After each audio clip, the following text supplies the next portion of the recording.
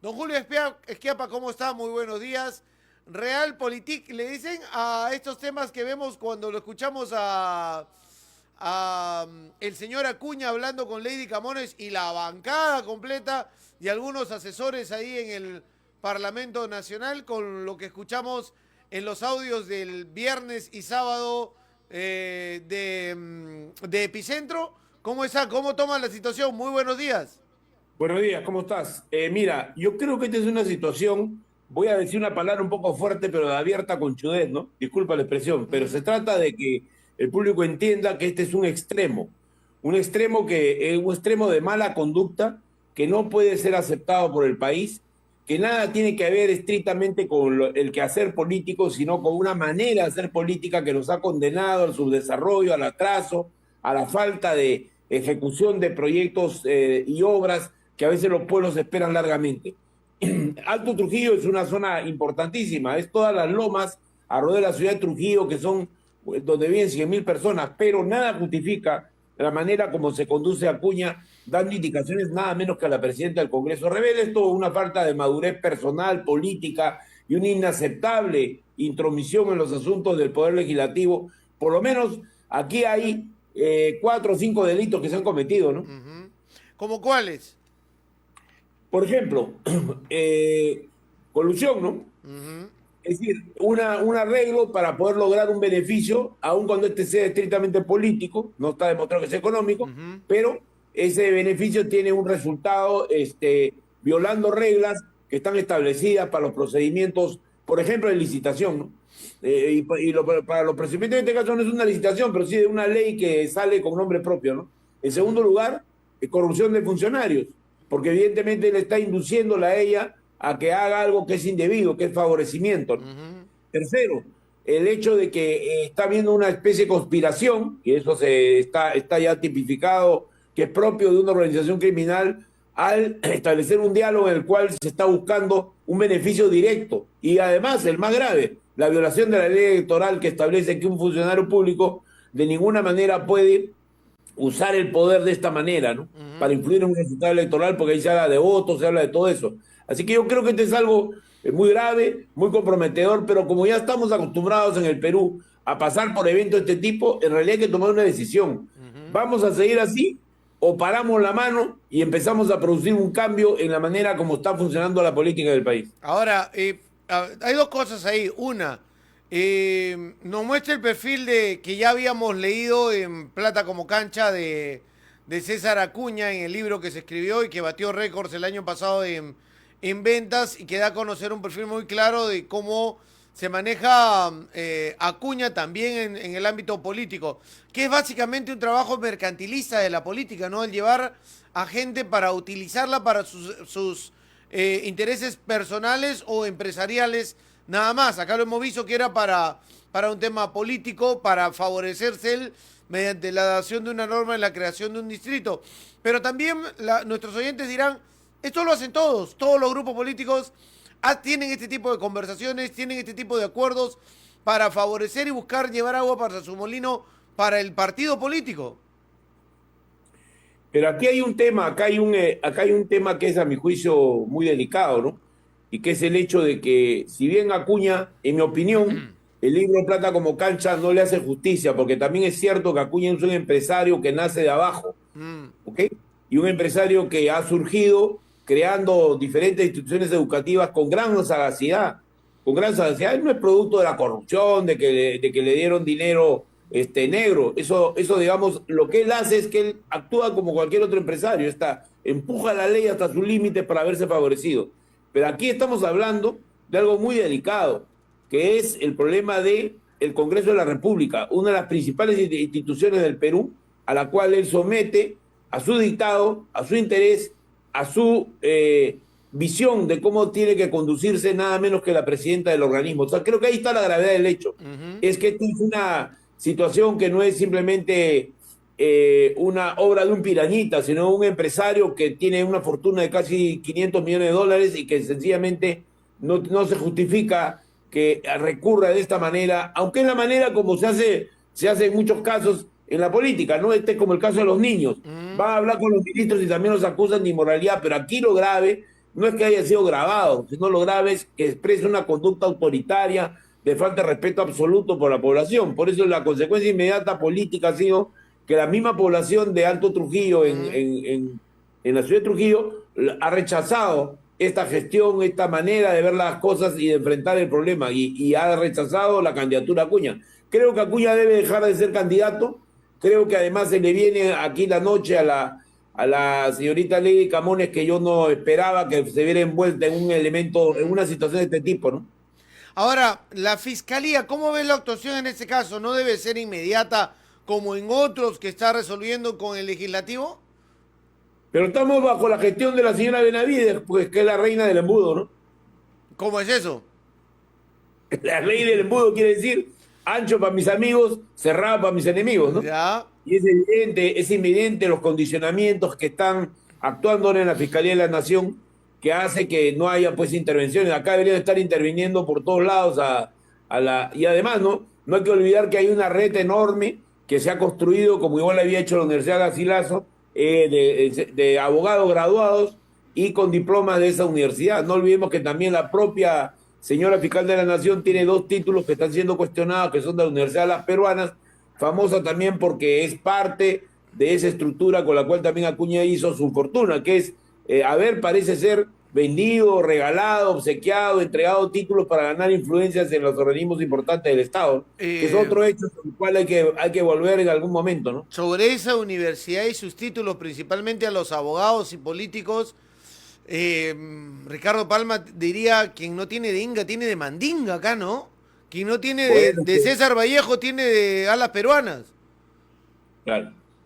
Claro. Pero César Vallejo no es el mismo nivel que alas peruanas, ojo, porque si algo ha hecho Acuña es cuidar elementos de calidad en su universidad. El problema está... Pero con las tesis plagiadas, ¿cuál crees que puede ser el nivel de imagen de un título de la César Vallejo ante el empleador privado? No digo del público, porque ahí entran por amistades, pero y hasta en un concurso público. ¿Cuál es el descrédito de ese cartón? Bueno, lo que pasa es que esta actividad casi delictiva se ha dado principalmente hace unos 10 años. No es una cosa que esté siendo la práctica actual de esa universidad. Desde que está ahí, Beatriz Merino, la calidad de la César Vallejo ha subido mucho y ha habido un esfuerzo por mejorar, pero parece ser que esta política absurda de permitir que las universidades tuvieran sedes en cualquier lugar del país, es decir, tú podías estar en Cusco, como ha sido efectivamente el caso de la Vallejo o de Alas Peruanas y otras universidades, podías tener sedes en cualquier lugar.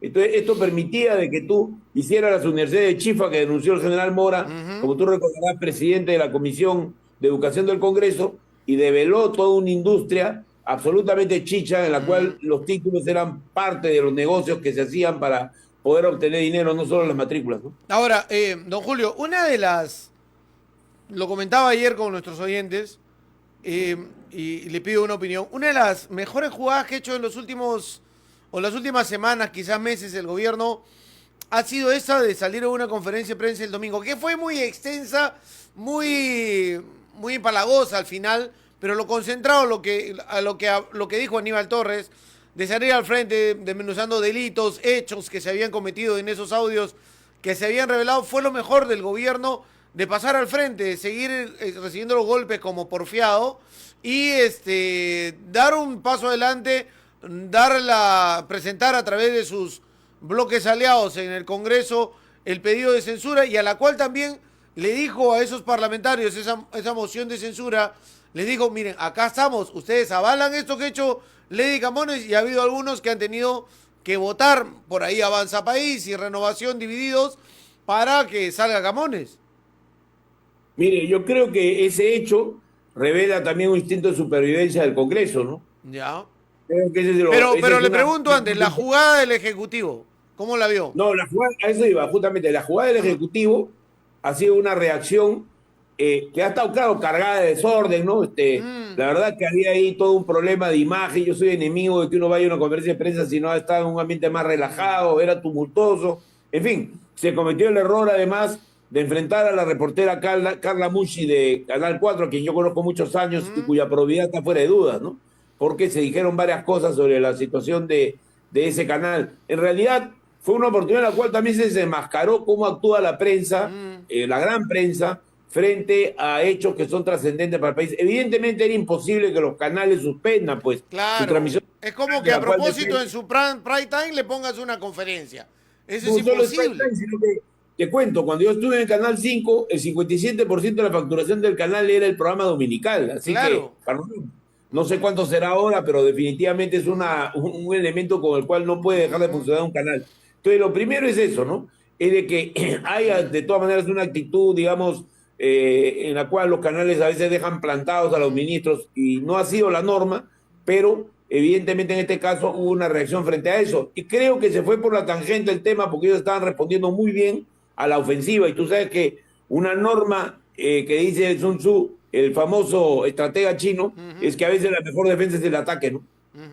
Sí, lo expuso el tema, ¿no? Porque hasta ese momento estaba como periodístico de Epicentro y con los medios de la concentración silenciando y bajándole el tono a ese asunto. No creo que tanto por Acuña, sino para mantener a Lady Camones de presidente del Congreso, que a la derecha le era útil, y solamente la República por ahí dando la información en medios masivos. Lo demás era muy silencioso, ¿no? Era más de internet, era más de la réplica que había tenido el reportaje de Epicentro. Esto llega al Congreso, lo reciben los bloques aliados al gobierno, presentan la censura y ahí sí exponen a ver quiénes están o no con esos a favor de este tipo de negociaciones bajo la mesa. Sí, claro, pero además esto se está dando en un marco en el cual hay divisiones importantes a nivel político que valdría la pena estudiar, ¿no? No hay que olvidar que se ha hecho con 61 votos, se ha logrado sacar la ley de Camones, ¿no?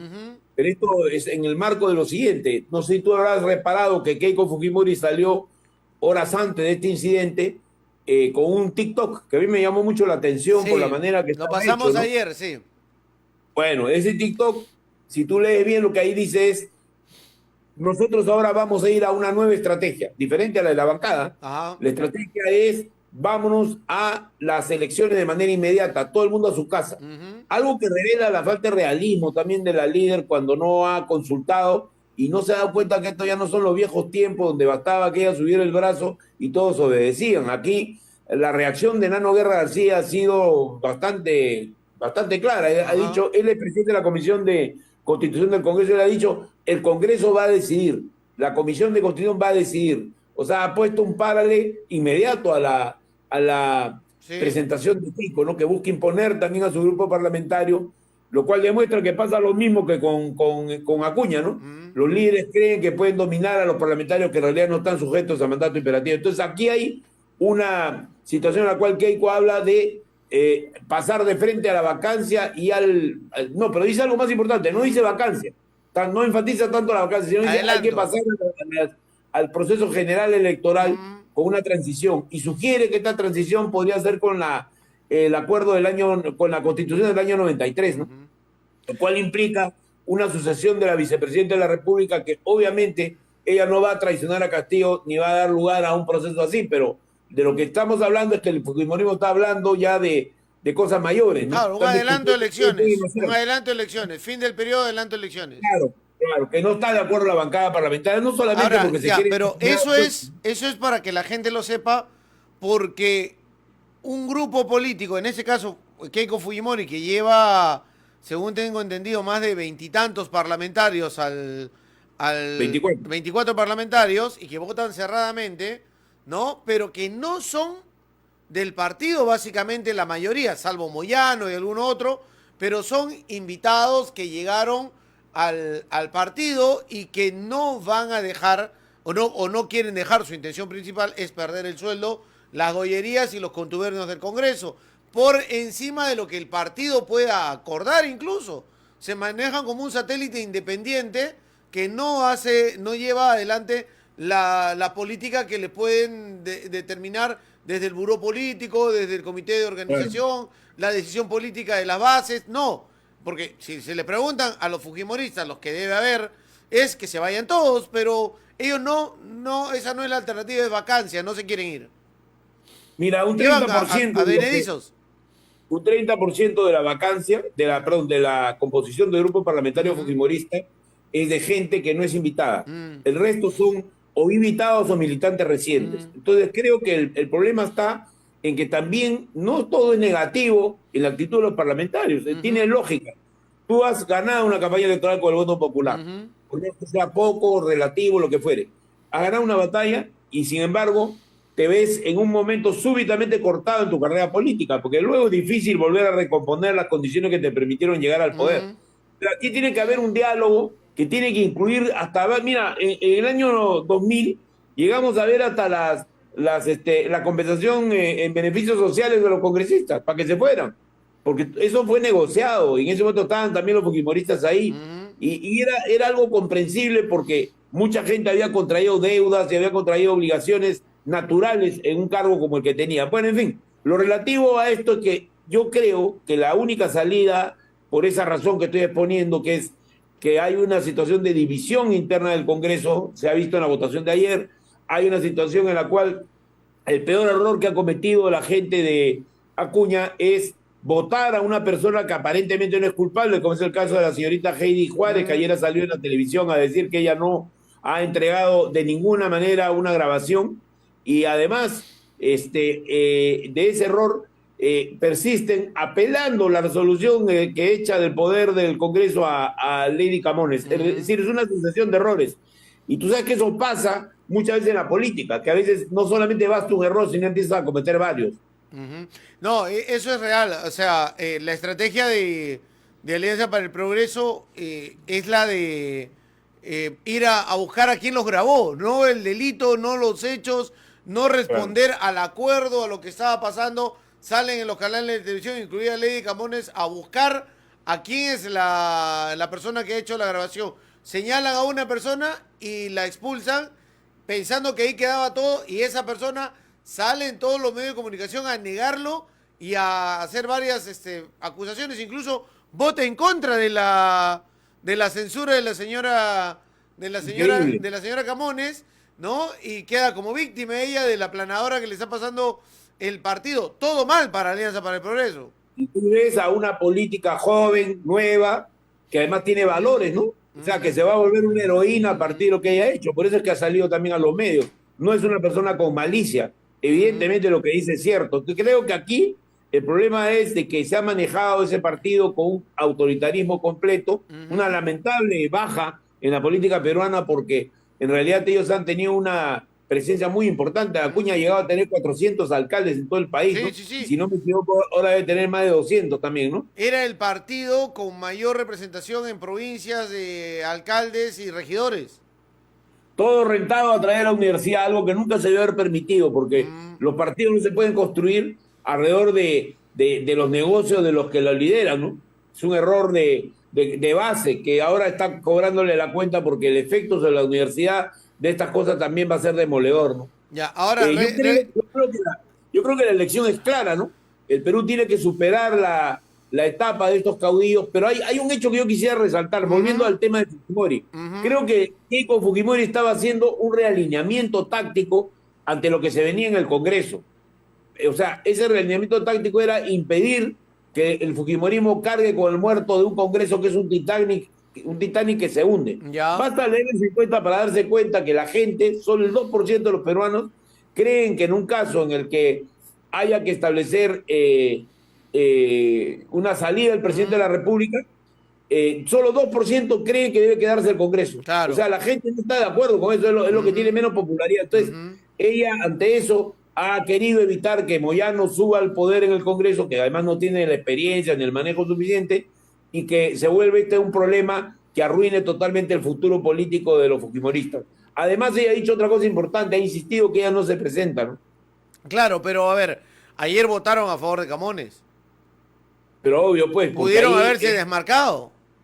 Pero es que están en la mesa directiva y no hay que olvidar que ellos fueron los que llevaron Pero estar en la mesa directiva no significa que tengas que blindar a quien ha cometido un hecho. Estoy de acuerdo contigo, pero ¿quién ha dicho que ellos tienen ética, pues? No, te digo, pero si están cambiando la estrategia, quieren limpiarse la cara. Pero es que ese es el problema, pues el grupo parlamentario no puede cambiar de estrategia porque está comprometido con esa directiva, y además no hay que olvidar que Lady Camones hace 2 años era militante de Fuerza Popular, pues. O sea, eso también hay que tenerlo claro, ¿no? Ahora, Moyano no sube, esos días nada más, en 5 días elegirán a su reemplazante. No, yo ya lo sé, pero a lo que voy es que la y no les conviene al política Fujimorismo tampoco eso. no le Porque conviene, pues. el cálculo es en 1 mes, 2 meses, me tumbo a Castillo y no puede ir de presidente a Moyano, pues sería el Fujimorismo allá y la gente lo saca más rápido todavía, ¿no? Pero... Tengo la impresión que de la boca para afuera Keiko está hablando de la vacancia, pero yo creo que se ha dado cuenta su círculo más íntimo, donde está Miki Torres, alguna gente pensante, se han dado cuenta que al fracasar la derecha con el planteamiento de la vacancia, que ha sufrido derrotas en todas las instancias del Congreso, entonces ahí hay una visión de que hay que reacomodarse. Y ese reacomodo incluye probablemente una forma de diálogo, posiblemente entre las fuerzas políticas, incluye las elecciones que tienen que ser conversadas. Si no, ¿quién va a organizar el proceso electoral si no hay una asociación constitucional? Sí, ahora, además, pero es que lo que no tienen son los votos para la vacancia. Eso ya es real totalmente, salvo... Parece que no van a tener los votos tampoco para la acusación constitucional contra Castillo, pero la otra... pero digamos, para adelanto de elecciones necesitan 60 y tantos. Así es. Y pueden construir eso. Sí, pero lo que pasa es que los congresistas no se van a licenciar, eso creo que eso está claro, salvo que, por eso, mira, yo creo que hay que ir por otra ruta, y creo que ya se están dando cuenta algunos grupos políticos, ¿no? Incluso Jorge del Castillo hace como 2 meses dijo que también había que ir a un diálogo nacional para poder llegar a un acuerdo. Yo creo que la primera condición es que no vayas al acuerdo, dado que ya Castillo ha remontado importante parte de su situación en las encuestas, tú tienes que negociar una salida ordenada a la situación del país. Y esa situación requiere que no se vaya a una mesa de diálogo a decir vacancia o a decir cierro el Congreso. Lamentablemente ya el Congreso con esto está dándole el pretexto a Castillo para empujar el cierre, ¿no? Y creo que hay aquí una estrategia... Pero no es constitucional el cierre, pues. No es constitucional el cierre. No lo es, pues. Pasaría a ser un dictador al momento. No, yo lo sé, pero de lo que se trata es justamente, yo pienso igual. Creo que lo que hay que hacer es entonces una reunión de mesa plana, es decir, tú vas a conversar qué salida le das al país. Esa salida no puede ser una salida basada en la exclusión mutua, porque entonces no hay negociación. Eso hace que a la vez corran por su lado los juicios y toda la parte legal, en la cual también hay varios enredos que no dejan muy clara la situación de algunos personajes, ¿no?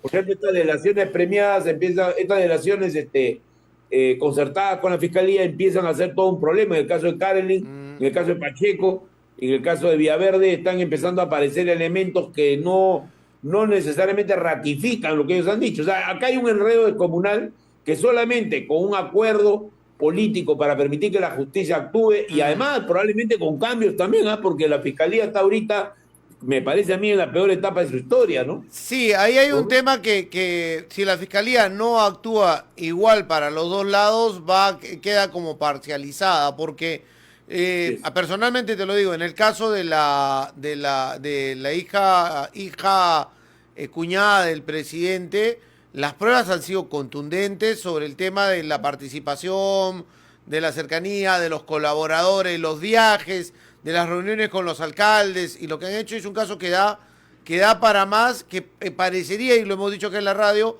un tráfico de influencias de una municipalidad distrital, de una provincia alejada, para una agüita de agua acá en Tacna que sale desde Palacio de Gobierno, cuando hemos visto antes a los presidentes recibiendo las loncheras de Odebrecht. No hay dividencias abismales, pero igual es corrupción. No olvidemos que son 2.5 millones de soles contra 2.500 millones de dólares. Ajá. Pero igual es corrupción. Igual estaban haciendo eso y los pillaron. O sea, los pillaron haciendo esos temas y está mal. Pero hay un detalle. Pero Jenny parece ser que es novia del dueño de esta empresa. Exacto. No lo han, pero a su mamá se le escapó, a la señora Lidia, en un momento en el cual dio una opinión sobre la situación, en la cual dijo de que ella estaba juntando dinero para su matrimonio, ¿no? Sí, o sea, pero no del Estado, pues, o sea, no del Estado, o sea, hemos tenido ministro del amor que contrataba a la pareja en el ministerio para afuera, hemos tenido vicepresidente también que se enamoró y sacó una norma, Raúl Canseco, para favorecer al suegro, o sea, ya son delitos, pues. pero mi querido amigo, yo no atenúo la responsabilidad legal. Claro, pero vamos a la fiscalía, o sea, va por ahí. Ahora lo ha metido Aníbal Torres y Achero en la organización criminal, ¿no? Sí, pero hacia el lado del Congreso nada. Y por ejemplo, solamente en un caso que te voy a conocer, el congresista violador. El congresista violador, o sea, ya debería estar con pedido de prisión preventiva para adentro. Ha sido el delito cometido en flagrancia, no lo agarraron. Y ya pasó más de un mes. Eso fue 27, 28 de julio. Ya estamos en septiembre y nada. Sí, inconcebible. O sea, ahora, yo voy a decirte algo que me parece sustancial. Las cosas no van a seguir como están. Yo cuando te hacía referencia, por ejemplo, al hecho de que lo de Jennifer era que también era una persona que parece ser que tenía una relación con el empresario, solo es para explicar la conducta, que es absolutamente inexplicable para nuestros estándares, pero te estoy hablando de cómo es la realidad de compleja, ¿no? Y además creo yo, eso sí, definitivamente que los 36 meses no se justifican en este caso. O sea, si no hubiera debido a los precedentes. No, eso sí es exagerado, porque un caso que además está tan desmenuzado debería llegar a una acusación y a una sentencia más rápido. Probablemente a una sentencia anticipada, ¿no? A la cual ella no se ha acogido, no sé quién la estará aconsejando, pero creo que ha creído mucho en las influencias, cuando en este caso definitivamente lo que más le conviene es una sentencia anticipada, condena más corta, devolución probablemente de algún dinero, etcétera. Es factible en la justicia peruana actual. En fin, yo creo que el tema ahora del país es cómo avanzamos hacia adelante. No es cómo nos quedamos en donde estamos, es decir, cómo resolvemos la... Es que tú nos dices que un diálogo, ¿no? Un diálogo, y era un diálogo, pero que además es sobrevivencia del Congreso y sobrevivencia del Ejecutivo. Pero el Ejecutivo lo que uno siente es que no gobierna. O sea, en la propia conferencia de Aníbal Torres, el que mejor habló fue Kurt Burneo, porque dijo que todo en resumen, todo este tema de turbulencia afecta a las inversiones. En resumen, lo que dijo, los demás eran una salamería, una alfombra para el presidente y para el premier que estaban llevando adelante y que no servía. Es gente que no tiene la capacidad, o sea, los han colocado en ministerios que ni siquiera asisten o van o toman decisiones que necesitan moverse, articular para poder darle movimiento a la economía en el país, que es lo que la gente está necesitando, la seguridad ciudadana, el trabajo, la inversión. Y no, el gobierno no tiene el espacio para eso, los ministros están de chalecos. Bueno, claro, es una opinión, ¿no? Yo pienso que ha sido muy desordenada la intervención ahí, que además los ministros no pueden enfrentar hacia los periodistas, ¿no? Claro. Eso es definitivo. Pero voy a una cosa más de fondo. Sí, pues, no hay manera de que el Congreso resuelva solo sus problemas ni el Poder Ejecutivo. Tiene que ser con intervención de algunos sectores de la sociedad civil, una cosa limitada, y con intermediarios. Tiene que haber un diálogo no para hacer una componenda, porque ese diálogo puede concluir en que si ya el proceso judicial avanza, sencillamente cambia la situación legal del presidente, obviamente. Como igual ocurrirá con el Congreso al tener que hacer una elección interna que probablemente dinamice el proceso. Yo creo que hay aquí una mesa de diálogo, no es para engañar a nadie, es para que se llegue a un acuerdo, que todos puedan coordinar conjuntamente una salida. Eso se hizo en 2000, eso en peores condiciones, con Montesinos de por medio, con persecución a los líderes políticos, y se logró sacar adelante, porque ese es lo que la gente quiere, o quieren los peruanos, quieren los tagneños, poder seguir en lo mismo. Yo creo que no. Don Julio, le agradezco los minutos que nos da, siempre muy agradecido con usted por participar aquí en Radio 1, vamos a ver lo que se nos viene a continuación. Ayer escuchaba a la señora Barbarán, que hablaba en el Congreso, o señorita, que decía... Esto, ¿de dónde viene el audio? ¿Cómo sale el audio tan rápido? No es casualidad que algo pasa en el Ejecutivo, están mal, inmediatamente sale una noticia del Congreso, ¿qué es lo que está pasando? Nos están espiando, etcétera, etcétera. Y yo decía, oye, tienes un congresista violador que cambia la agenda, tienes otro congresista sentenciado que se da la fuga y es de la mesa directiva.